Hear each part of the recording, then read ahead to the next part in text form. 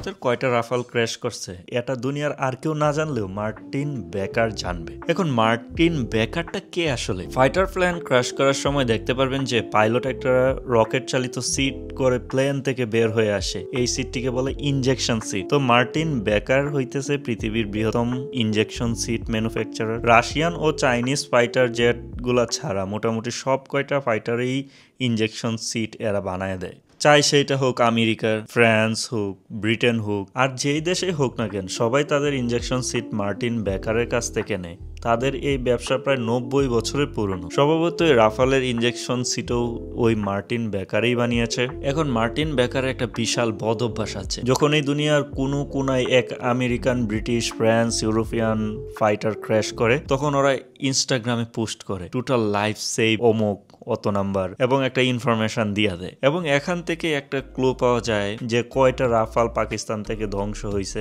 ওদের ইনস্টাগ্রামে দেখা যাইতেছে 16 এপ্রিল একটা মিরাজ 5 ক্র্যাশ করছে, টোটাল লাইফ সেভ 7784টা। কিন্তু 20 দিন পর আজকে এই সংখ্যাটা হয়ে গেল 7788টা। মানে এই 20 দিনে মার্টিন বেকার ইকুইপড ফাইটার গুলোতে 4টা ইনজেকশনের ঘটনা ঘটছে। আমরা খবর নিলে জানতে পারি যে এই 4টার মধ্যে একটা হয়েছে ইউএস নেভির F/A-18 সুপার হর্নেট, যা ছবিতে দেখতে পাইতেছেন জাহাজ থেকে সাগরে পড়ে গেছে। বাকি রইল 3টা। এই 3টা হিসাব তারা দেয় নাই, কিন্তু আজকে আমরা জানতে পারি যে তাদের একটা হইতেছে মিরাজ 2000, যেটা গতকাল পাকিস্তানের বিমান বাহিনীর হাতে ধ্বংস হয়েছে এবং এর দাতব ধ্বংসাবশেষের ছবি আজকে ভাইরাল হয়েছে। কিন্তু বাকি রইল আরো 2টা।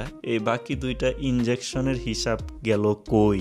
এই 2টাই হইতেছে সেই ভারতীয় রাফাল, যেটার ডিটেলস মার্টিন বেকার প্রকাশ করে নাই, কিন্তু সংখ্যার গরমিলের কারণে ফাঁস হয়ে গেছে। এটা হচ্ছে গোপন মিশন থাকার কারণে মার্টিন বেকারের সাথে হচ্ছে চুক্তি থাকে যে তোমরা এটা প্রকাশ করবা না, এবং সেটার প্রতিফলন 7788টা পোস্টার কমেন্টে দেখতে পারবেন পাকিস্তানিদের সামনে ট্রল করতেছে। মার্টিন বেকার তো পাইলট মারা গেলে টোটাল লাইফ সেভড এর অ্যাকাউন্ট বাড়ায় না। মানে কেউ যদি মারা যায় তখন তো আর বলবে না যে এটা লাইফ সেভড হয়েছে, মানে যখন বেঁচে থাকবে তখনই হচ্ছে লাইফ সেভড হয়, এরকম একটা পোস্ট করে। কিন্তু যদি ভারত নাও চায় তারা এই পুশটা করবে, কারণ হচ্ছে তাদের কোম্পানির যে শেয়ার হোল্ডার বা শেয়ার, এই যে যত বেশি জীবন বাঁচাইতে পারবে তাদের শেয়ার বিক্রি করে তত বেশি তাদের শেয়ারের দাম বাড়তে থাকবে।